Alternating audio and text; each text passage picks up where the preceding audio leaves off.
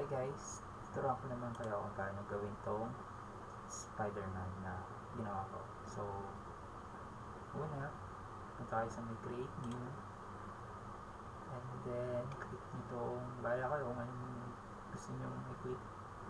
For example, ito pipiliin ko, then create.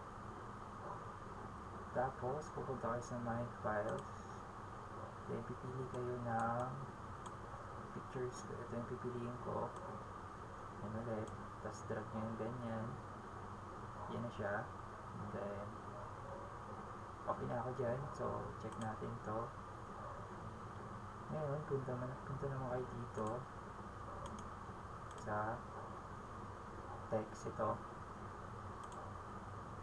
Horizon type tool, click nyo yan, tapos lagay nyo dyan, and then lagay ko yung text, example 1 piece, yan, tapos nalagay nyo na, then check.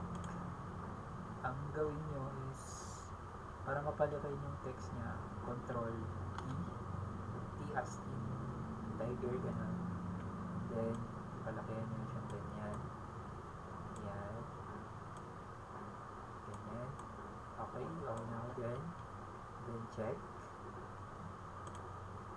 Ngayon, para mapunta siya sa text, itong picture, idadrag nyo siya pataas. Yan. Hindi pa. Yan. Ngayon, wala na yung text, diba? Gagawin nyo, right click nito, then create clipping mask. Ayan, ayan.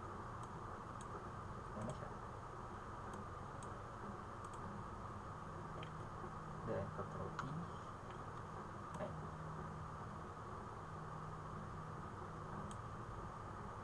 Ganyan na siya.